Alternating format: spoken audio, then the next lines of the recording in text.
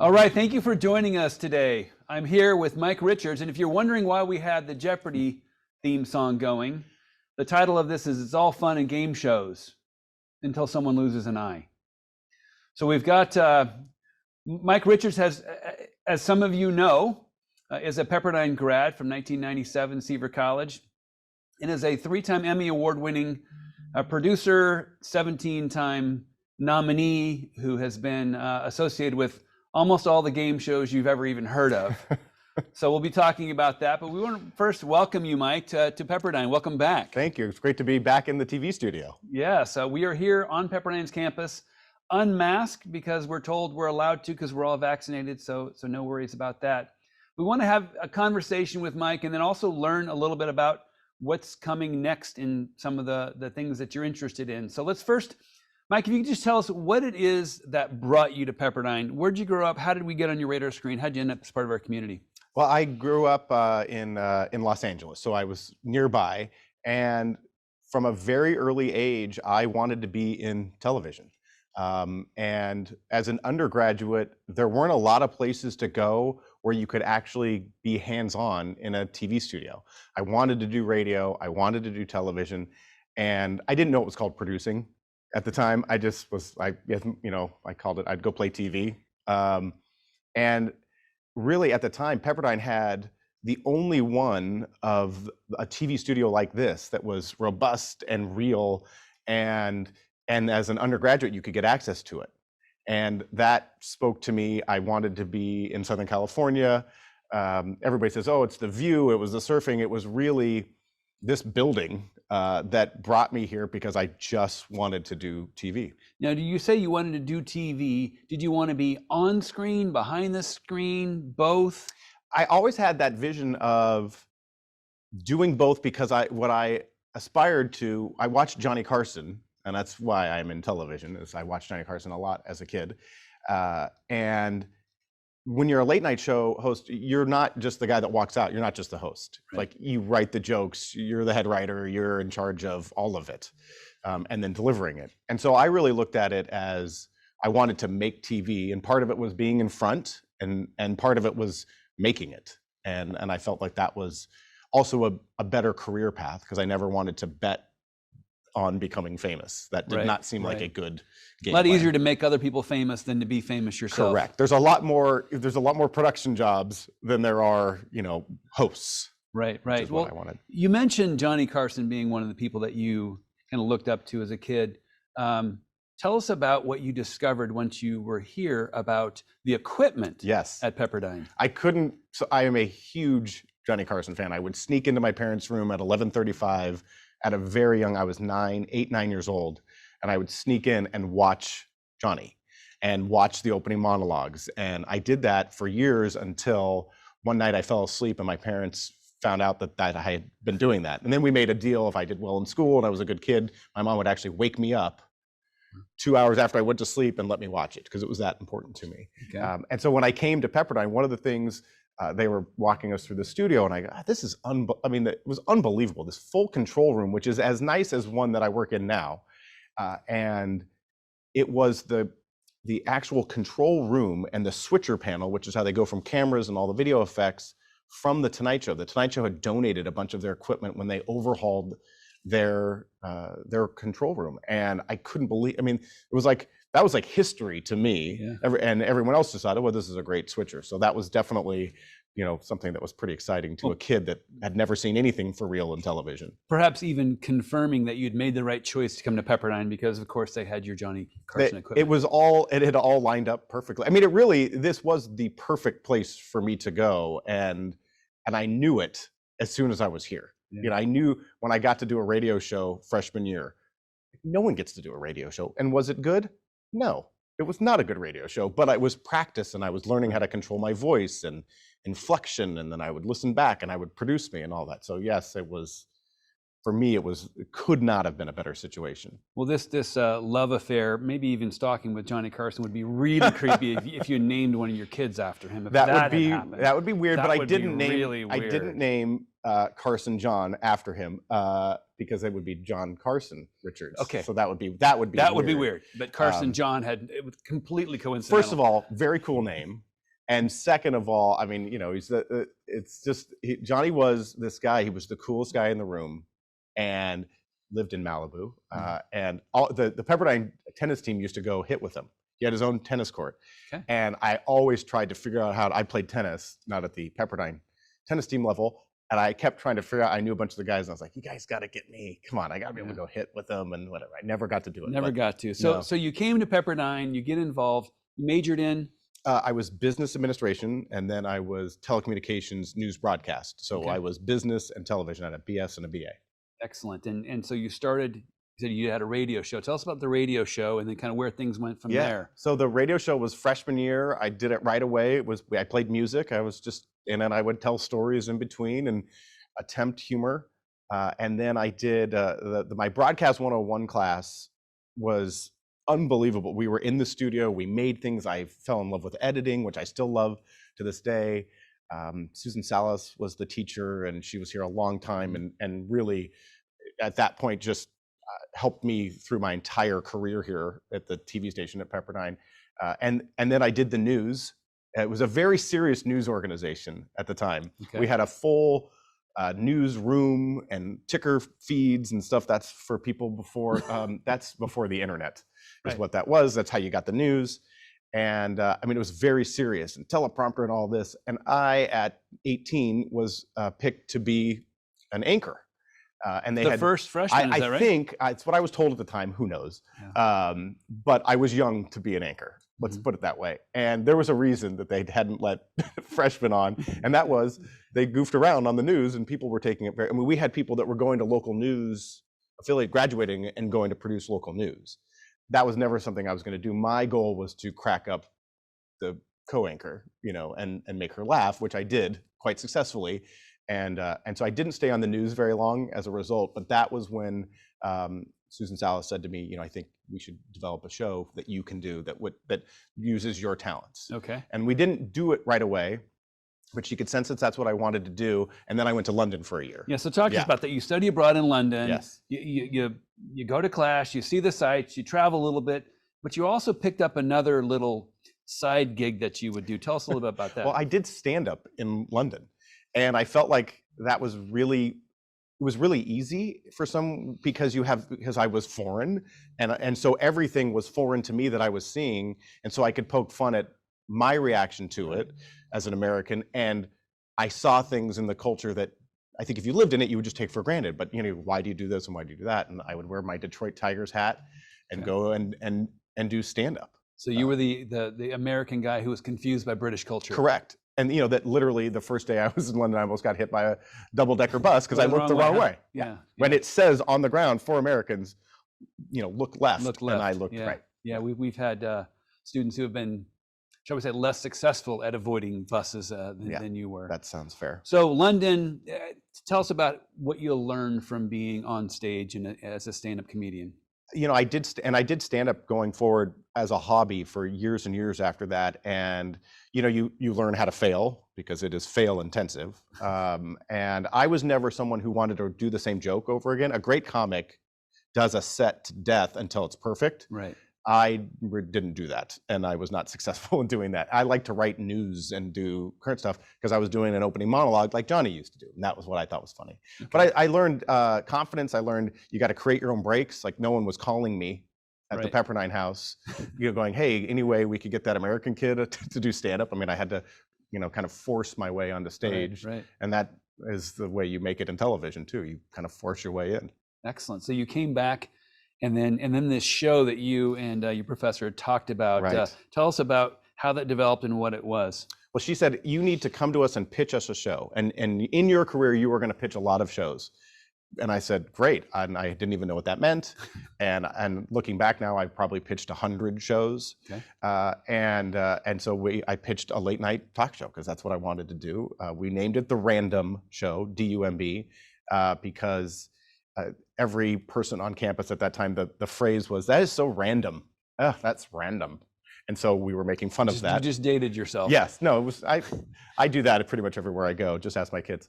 And so we did this it was really fun. We did 44 episodes of this late night talk show over 2 years.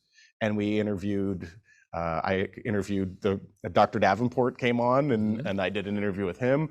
Lorenzo Romar, when he got his first came here, was on, and that was probably, those were our big gets. And right at the end, we had Kim Fields from Facts of Life. Okay. And yeah, just a bunch, and we had some other celebrities too. It was really fun. It was an immense amount of work and I had a great group of students that helped me with it. At one point, I think we had 25 people working on the show. And our viewers can go watch those episodes where? They don't exist anywhere. They do exist, as you told me, but just not publicly available. They are not publicly available. They are in my very private library, because I went back and looked at them. I digitized them, and I looked at them to show to my kids, and then I went, oh yeah, no, those were not as good as I remember them. But it was great, because in that, I got so much experience hanging the lights, building the set, that at one point was so well built it collapsed on me during the show. Okay. I walked out to, hey, welcome to the random show, and it starts to fall down, and I caught it, and I went, okay, well, that's a fun way to start. Right. And it was live, so there was no way around it. But what that show gave me, as far as experience, I got a decade's worth of practical television experience in 2 years that you couldn't pay for. Excellent. So you do your time here at Pepperdine. Before we get into what happened next, kind of reflect upon, you just mentioned, gave you some experience. What other aspects of your career success would you attribute to your time at Pepperdine? It's really hard to separate it, because I got so much. I mean, I have said that I became a successful student here right away. I found an enormous amount of drive, and I think drive is largely based on if you never succeed at anything, it's hard to be like, God, I'm going to go in and let's work hard more. And I was successful academically, which was great. I worked preposterously hard. I mean, but I loved it. It didn't feel like work, but I look back now, and I used to sleep in the TV studio. I had a cot. Like literally, I slept there. And that would not be the last time I would sleep at a TV studio. Hopefully the federal regulators aren't watching this show. No, and it was all great. It was really above board. It was perfect. But yeah, I think also just learning how to learning how to encourage people to work on the show. I had a staff, but they were all volunteers, and they were college volunteers. And if they didn't want to come, they just didn't come. Right. Like occasionally, the director would just not come. So you got another job. So someone else would do it. So it was all kinds of different things. But I think just learning how to succeed and fail. And I failed all the time. I mean, I just, on the show, we failed constantly. So. Right. So talk to us about what was your next step? What was your first break? What was your entree into this business? This is not going to surprise you based on how this conversation started. The only internship I applied for was at the Tonight Show with Jay Leno. Wow. And it was a lot of people applied. A woman, I believe her name was Regina Ackerman, who was a Pepperdine alum, like one of the very few that I met ever in TV at that time. It's different now. She was, I think, an accountant at the Tonight Show, and I interviewed with her because I was Pepperdine, and I got the internship. I mean, I brought my tape. I mean, I had like your reel. I was ready to go. Okay. I mean, I was like, I've written these, and I was, and I got the internship. You had to commit to 40 hours a week, 4 10-hour days, unpaid. Talk about, are there regulators looking at that? There would be now. And so that's how I got my first break. And then I got hired on the Tonight Show after my internship ended, because I was willing to work over Christmas break, and everybody else left, and they needed someone in the office. And I said, I'll do anything. Literally, I will do anything. And I did, and I got hired on there. And that was the beginning, and I was in heaven. So then walk us through the various career points. I mean, we don't have time to do all of it, but just give us some of the high points, because as I said, almost every show that you watch on TV, game show, Mike's been involved in. So well, I mean, the Tonight Show was a great spot. I went to Later right after that, which was a 1:35 in the morning, but I got to write and direct comedy bits with Cindy Crawford, and Greg Kinnear came in, and I mean, it was like, and I was like 21. I was just out of school. And from there, I did a couple of game shows that no one would have heard of. I did the biggest next game show I did was called Weakest Link, which they just brought back. One of my jobs was writing the insults on the show. Good. That was And this is when the British host had come. Anne Robinson. Anne Yeah, it was a Robinson. huge hit in England, and she came over and had a very different experience here. Right. But so that was great. And then I did a daytime talk show with Dick Clark, where I would meet him, and then that went on for 2 years. During that time, I hosted a show called High School Reunion, which I did 1 season of on what is now the CW, and then I got hired to host Beauty and the Geek while I was at Dick Clark Productions. Right. So I finished the other half, which was his daytime talk show. He hired me to become the vice president of his company to do development and to produce. And during that time, I did Beauty and the Geek as well. Beauty and the Geek. Beauty and the Geek, yes. And then things only went down from there. For, Price is Right. Yes, it spun out from there. So yeah, I ended up at Price is Right. I actually, from Beauty and the Geek, auditioned to host The Price is Right. They brought me as one of 5 people that they tested. I didn't get it. Spoiler alert. But they were impressed with my prep and how much I knew about the show, because I had prepped relentlessly for Drew it. Carey is the one who Drew Carey ended up, just edged me out. I don't know how. He's the greatest. And so I ended up getting hired to do that. And then 9 months later, myself and Fremantle, the production company, sold Let's Make a Deal. We got Wayne Brady to do it. And I did that for 12 years. When you say sold, it means like you pitched it and somebody said, yes, we'll produce it. Yes, we'll pay you guys to do it. And it'll be on CBS. And it was a sister show to The Price is Right. So right away, I went from not having ever executive produced, I was in my early 30s, to executive producing The Price is Right, selling Let's Make a Deal. And then suddenly I had 2. And then during that time, I hosted 65 episodes of Pyramid.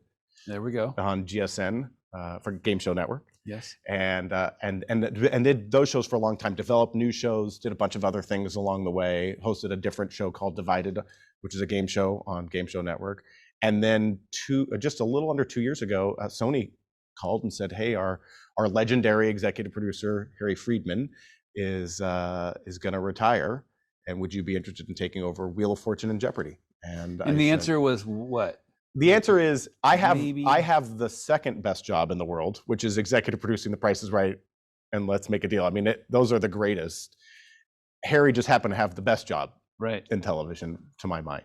And so, yes, it was not a great hesitation, other than I had amazing teams that I got to work with on Price is Right and Let's Make a Deal, and great talent, Wayne Brady and Drew Carey, who I am very close to. So that was a no-brainer as far as, career trajectory, excitement, and opportunity. But boy, amazing people that I worked with. Yeah. So talk about what you do as a producer, executive producer, if I'm getting it right. Right. Of Wheel of Fortune and Jeopardy. Like, what is that for people who watch the show and think it's fun and interesting, and we see Alex asking all the questions? Like, he does all the work, right? To be honest, Alex did a lot of. Not gonna lie, Alex did a lot of the work. He was, really the standard bearer for that show. An executive producer is really the president of that business. Think of it as their small businesses, and big businesses. Or big businesses. In the case of Jeopardy and Wheel of Fortune and Price is Right, Let's Make a Deal. But and so you're in charge of the budget, the creative, the people that are going to execute both aspects. On Jeopardy, I'm listed as a writer, and in that capacity, the writers write the clues, the categories, and I edit them. Okay. I research them, make sure that all makes sense, and that it's written in a way that'll be clear to the audience or fair to the contestants. Right. But I work with the director on how we shoot the show and how we edit the show, and you're kind of across all aspects. Now, are you the guy who also decides whether they've properly phrased it in the form of a question? That is the most challenging. I am one of the judges on Jeopardy and on Wheel of Fortune, and ultimately the final word. And there are many very difficult. That is one of those things you go, whoa, they didn't cover that at Pepperdine. Like how do you rule on this? Whether they said it, it's kind of true and it's kind of not. And there's an enormous amount that goes into that to try to figure out. And we prep ahead of time, but the contestants are so smart, they come up with things that we could not game plan. And that's really another unique thing about Jeopardy, is just the people are so smart that they oftentimes come up with things that we hadn't anticipated at all. Yeah. Well, talk to us a little bit about the the talent, so to speak, on those shows. About Alex, you know, God rest his soul. We've lost Alex. The world has lost Alex. Tell us about him, and then a little bit about Pat and Vanna as well, if I can use their first names. You can, because we're pretty close. You're very tight with them. They're just outside. Alex was, I've said this a million times, you know, kind of everything you want him to be. He was very smart, incredibly hardworking. He reviewed every clue. He edited them. He figured out the pronunciation of everything. And, you know, I think at first, when he first started, he was a game show host. And by the end, I think he was Jeopardy. I think it was in his DNA. And he was that eloquent. He was that smart. He downplayed how smart he was. You know, I would get about 50% of these right. Okay. It was a little better than that. I was in the room. My favorite memories of him, we would sit in the writer's room and go through the scripts before we'd go shoot. And it's, you know, it was. Now, I remember we asked this before and we did this and that. And when I traveled here, I remember them saying that that wasn't necessarily true. Can we look that up? Wow. Okay. Wow. I mean, he was, you know, the guy was 80 and he would get there at 6:30 in the morning for an 11 o'clock shoot. Wow. That's who he was. Wow. And it permeated the building, you know, that work ethic and intensity. And I loved it because I'm very intense and sometimes have had to kind of mask my intensity and how hard I want to work and how perfect I want everything. And with him, I was like, I'm just trying to catch up. Right. He's that intense and he's that into it and that precise. So he was amazing. And what about Pat and Vanna? They are so fun. We just finished shooting a series of Wheel of Fortunes with them.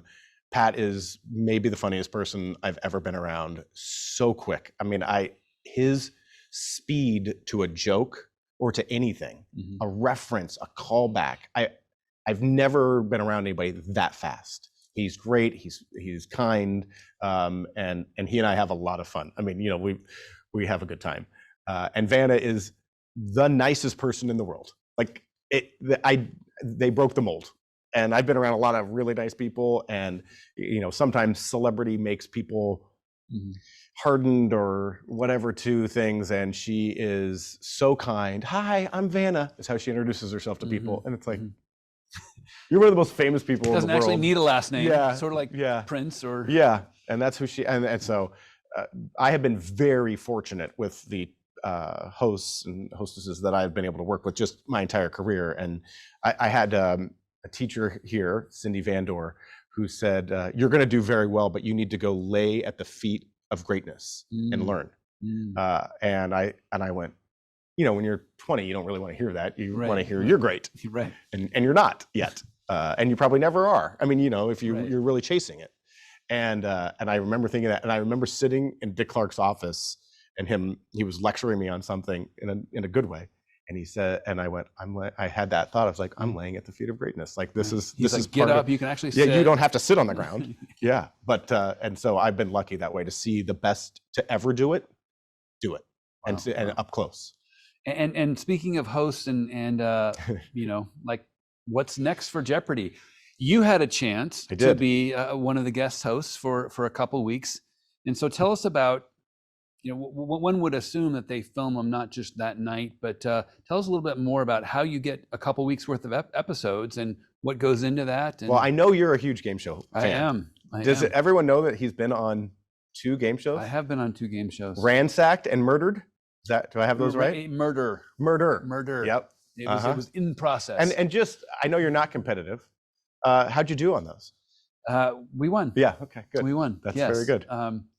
And one of them actually made the air. It was on Spike TV. Right. You know, just between NBC and CBS in terms of popularity. Spike TV. Yep. Yeah, it was with one of my former students. Right. We were. You solved crime. You had to solve a crime. Yes, we did. It was a pretend crime. Right. And just found out how much staging actually took 3 days to film a 1-hour show. But Ransacked never aired. But we won a car. We won a trip to Europe, and that started my travel, changed my life. Right. But this is about you. Oh, sorry. So I just love that you're an actual game show fan. That's relevant to the proceedings. Yeah. And to say that I get 50% right on Jeopardy would be a huge exaggeration. Yes. Huge exaggeration. It's very difficult. Yeah. There is a real strategy on how to get it better. I mean, if you pause, Pause is a good one, and and then Google search. Google. Yes. Or Yes. also, there's just a lot of clues within the clues. Okay. There's a way we phrase things, and Right. as they get harder, there's less clues. But the top might be something that you don't know, but we'll get you, and you go, wait, there's only two Right. Italian composers, and we said this, color person, whatever, and it was Verdi because it's green. You know what I mean? Okay. Like we do all kinds Right. of things to get you Very there. clever. So Yes. tell us about filming that. As Yes. the host, what does that look like? It's you do 5 in a day. When I did Pyramid, we did 7 in a day. Wow. At one point, Dick Clark did 10 pyramids in a day. He had no idea where he was by the end. And by the way, you don't after 7 either. You're like, Yeah. are we in the 3rd show? But because you've changed clothes, you Right. count the piles of clothes. Correct. You just, or in those shows, you just change jackets. Okay. You don't even bother with changing anything else. But on Jeopardy, yeah, we shoot. It takes about 40 minutes to shoot an episode. We shoot it pretty close to time. We want to keep it moving for the contestants, no matter what's happening, because this is their Super Bowl, and the whole thing is built not around the host. It's built around getting the best performance because they're athletes. They're mental athletes, and so we want to make sure that they can do great. So it's pretty much live to tape. It happens, and it's an intense day of pronunciations, and I had a blast. But I had spent a lot of time in the studio. I obviously know the format pretty well, and knew where I was going. So I felt very comfortable up there, and enjoyed it, and kept out of my mind that Alex had done this. Yeah. I had to just go, that's not fair. Yeah. Just go do this. Compare yourself to a legend. When then that's when you would get nervous. But I really had a good time. So then you taped a couple weeks, and then other people taped a couple weeks, and at some point they're going to decide who is, I wouldn't say the next Alex, who's going to be Alex's successor. Right. When will that happen, and who's involved in deciding it? And might you even be in the mix? All good questions. So the decision has to happen because we have to start taping the next season in August. So I'm optimistic as the producer that I will have a host by then. Okay. And so we'll know by then. There's a group of Sony executives. Sony Pictures Entertainment owns Jeopardy and Wheel of Fortune. That's who I work for.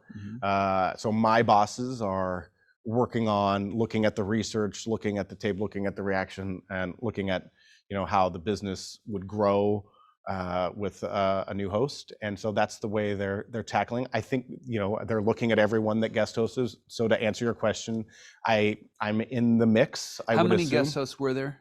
15. 15. Yes. So you got a 1 in 15 chance. I got yes. So you're saying there's a chance. So you're telling me there's a chance. But in the end, as the producer, my job is to get the best person in there. It would be an honor. It would be amazing to do it. But my job is to get I want the right person in there. Right. And if that happens to me, great. If it happens to not be me, also great. Because I want to produce. Wouldn't the producer be the one selecting who the? That is a common misconception, Okay. even with people that work in Hollywood. The people who are the stakeholders who own the shows, that earn the money from them, that's who makes the decision. The executive producer can weigh in. I helped produce all of the people that did it and gave them their best shot at it. Yeah. That was my job, and I take great pride in how I produced all 15, including myself, and got them ready. But it's a big decision they're going to make, and I think the good news is we had a lot of people that did it very well and that have been very well received. And I'm a Jeopardy fan first, and then I became an executive producer of it, and I want it to excel, and that's where I leave it. Yeah.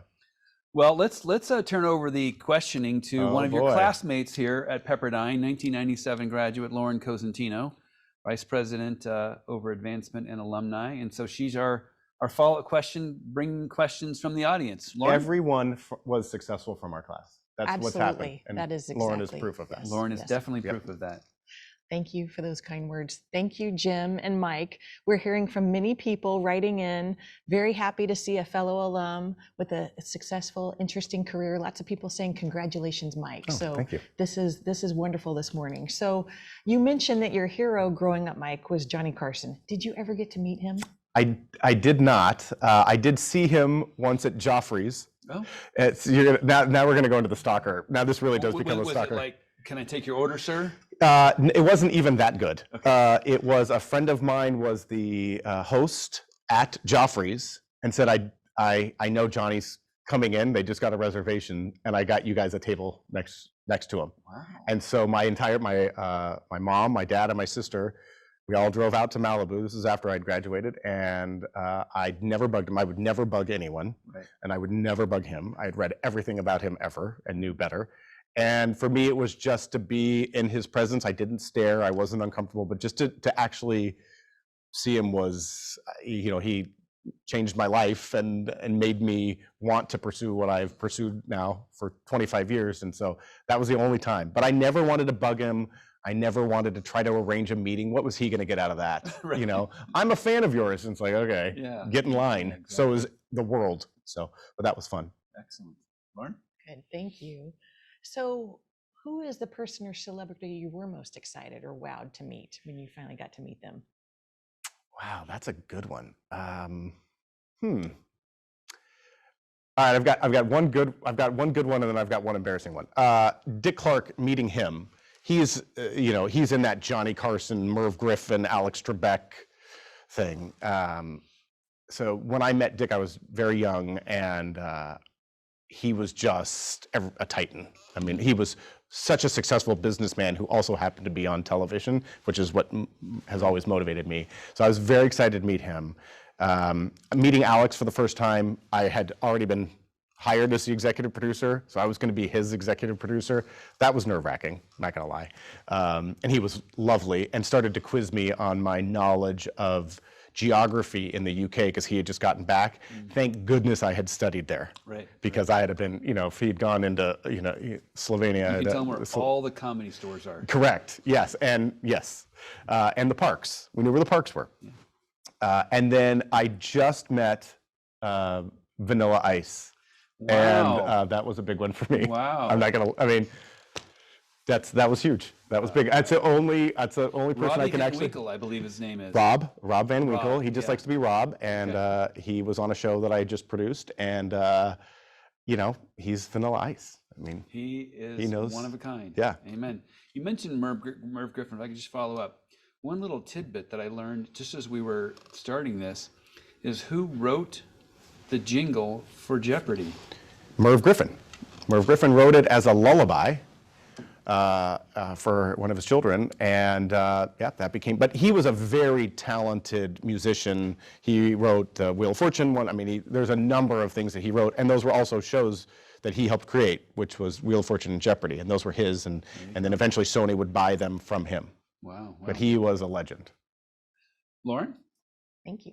So I believe you had an interesting moment with Merv Griffin and Dick Clark and yourself in the same room. Yes. Tell us about that. Yes. When I was working for Mr. Clark, we went over, we were going to merge the Merv Griffin and the Dick Clark library. Back then you were able to own the TV shows that you produced for the network. Now you're not. That's not how that works. And so they owned all of that footage, Bandstand, the Merv Griffin show, and Merv had, so many shows, and so did Dick. And so I went over with Dick, and it's Merv, me, and Dick, and I'm 26, and I looked 12. And Dick always treated me like I was an adult, and never made reference to it, and wanted me to become him. Like he was like, you can host, you can produce, let's get to work. It was very. And we're sitting there, and the meeting's kind of off to a weird start. And I said, you know what? There's an elephant in the room here. Let me just break the tension. Two of us are legends. One of us is not. And I said, Dick, you're going to get there someday. Don't be hard on yourself. And that is not Dick's sense of humor. Okay. But he smirked, and Merv just about fell out of his chair because no one made Dick laugh that way. And and Merv was very jolly. So that's my. That was your comedy training in the UK. And how to break the ice, just because it was odd. And Titans. I mean, they're both. The Sesame Street song that one of these things is not like the others, one of these things doesn't belong, right. comes to mind as well. And pretty much every meeting I've ever been in, that song plays in my head. Lauren, I think we got time for a couple more questions. Okay, so a good question has come through. They're asking, of the old game shows from the past, from decades ago, which ones would you want to revive today? Ooh. That's very good. Let's Make a Deal had been off the air for 26 years, and that was a show that I absolutely loved. It was loose, it was funny, it was unpredictable. there's no actual skill involved because it's really a this or a that or a, or a clue or whatever. So that was really one that I loved and wanted to bring back, and still can't actually believe I got to do it. So that was one. Press Your Luck was one that recently Fremantle just brought back. Is that the Big Bucks No Whammies? Yep, the Whammies, the cartoon character. Yeah, well, whenever I was home from school sick is when I would watch that show. Right. So those are the ones. I mean, there's a bunch of other ones that would be so like no one would know that I've unearthed, that I've looked at. Truth or Consequences is a great old one, hosted by Bob Barker originally. Again, kind of a weird structure, but a great title and a really fun, different kind of show. That's what catches my attention. We have these great stalwarts and Price is Right and Wheel of Fortune and Jeopardy and Pyramid and all of those, but then the ones that are a little off center, like Let's Make a Deal, that could only be hosted by Wayne Brady, those are the ones that as a producer are massively challenging, and that's what attracts me to them. Let me ask a follow-up question, Lauren, before you come to the next one. As someone who watched Let's Make a Deal as a kid, and as someone who would be interested in somebody else buying something that I pretend is my idea, how does one pitch? Say, hey, I'd like to pitch you, like, let's bring this back. It's like, oh, I'll pay you a bunch of money. Like, what do you bring to that other than saying, hey, you guys, we should just bring that back? Like, what does that look like to pitch an old show? Yeah, it's a challenge because everybody thinks they've seen it, right? And they know it, and the truth is, when you really tear apart a game show and really figure out what works about it, it's usually not what you think. And so on Let's Make a Deal, I loved it. So I was sitting next to the CBS executive producing The Price is Right. She goes, we're going to have an hour open up for the first time in I think 37 years on CBS daytime. What would you put there? And I said, Let's Make a Deal, 100%. And she goes, oh, okay. She didn't know I was going to snap back with it, but I love it. I loved Monty Hall, and one of the great honors of my life is I got to know him. He was the executive producer and host of it. At one point, the most charitable man in the world, had the Guinness Book of World Record. He had raised the most money for charity. Wow. Just an amazing human. And so we went in and they wanted an hour. Let's Make a Deal was a half hour. So that was a challenge. And it was just, how would we change it? What would we leave the same? What do we think works now versus what worked 26 years ago? Those are different things. So then a lot of times you play the game in a conference room. It's very awkward. And being able to host the actual games is a big part of it. And did you have like a donkey behind something like a curtain? Like, Jim, I bring a donkey everywhere I go. Yeah, I do. I bring zonks with me everywhere to even not Let's Make a Deal meetings. Right. There's one in the parking lot right now. But yeah, that's how you do it. And then you build or you build out what a small version of a set. And it's a tremendous amount of work, but that's the only way anybody's going to buy a game, because if you talked about Wheel of Fortune or Jeopardy and tried to sell it, you'd get the what? So I can't just go to somebody and say, hey, let's bring back Match Game and then like get money for that? Well, it's back already. It's on GSN? It's on ABC with Alec Baldwin. Did not even know that. In its 7th season, I believe, maybe 6. I could be wrong. And that's genius. You saw the trend. I saw it. You just sensed it. But somebody owns Match Game, and then you go to them and you say, hey, we want to bring it back. And each one has a thing that would sell it. Everybody's been wanting. Match Game's a great example. The pitch was, what if we got Alex Baldwin to do it? Okay, and that was the pitch. Wow. The other ones are harder. You have to explain it. But that was really the perfect person for it, and that's how it sold. Excellent. Last question, Lauren. Okay, thank you. Okay, what advice, Mike, would you give current Pepperdine students to foster reasonable expectations and improve chances of getting into this business? Reasonable expectations, I don't believe in. I really don't. Overrated. I really think it's where you want to go and then how you get there. So I had very reasonable expectations when I came out of school that I was going to make the least money of any human ever. I was going to outwork every person I was around. It was a very subtle approach. It was like I was a sledgehammer. I just was going to outwork everyone. And I figured I'm hopefully bright enough to then, when I work hard, it will do well. Hopefully someone will notice at some point, but I had a very long view of what that was going to be, and knew I would purposely take less money in jobs. I knew someone made, a whopping $500 a week being a PA, And I knew that that's what the rate was, and I would ask for $450 because I wanted to be a great deal. Right. And then it's easier to shine. So you're making deals even then. 100%, because I wanted to do it so bad. And I knew at some point in television, you'll get paid back. So don't try to earn it in the first 10 years. Right. It'll come later when you are successful. I would also pursue what you love. I mean, you know, just because you think TV would be glamorous, which at times it is, I love it. Like, I walked into the studio and I went, oh man, is it great to be back in here. Yeah. Normal people don't do that. That's not a passion. Right. If someone loves airplanes and they go to an airport, they're going, man, look at that and look at this. So I was lucky to find my passion very early on.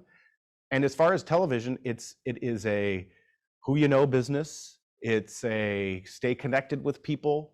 And then when you get those, I got a sliver of a 1/10 of a toenail in the door as an intern, and I held on for dear life for the first 3 years.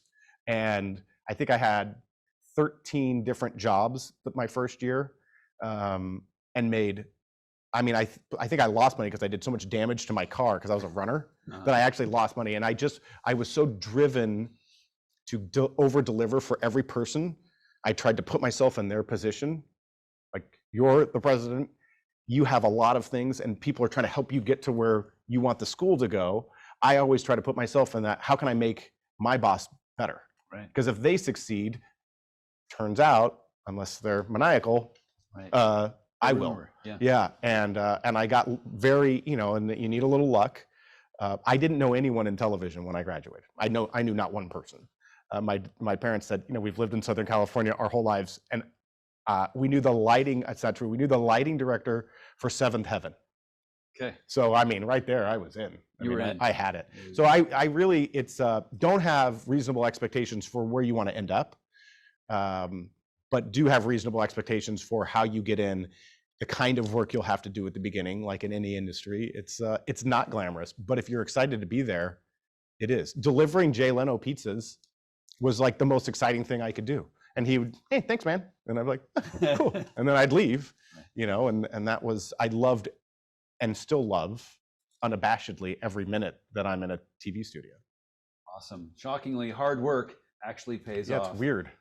Well, thank you, Mike, and thank you for coming back and sharing these stories with your alma mater. And we'll all be looking for you, or at least looking for Jeopardy to return, and we'll be hoping and praying that it's you. But if it's not, then your team has made an awesome selection. Yes, they will. They all do a great job, no matter what it is. And it is so great to be back here. And thank you for the invitation. This was a lot of fun. My pleasure. We'll be back in the fall with the next installment of Coffee with Jim, so stay tuned for that. Thank you. God bless. Have a great weekend.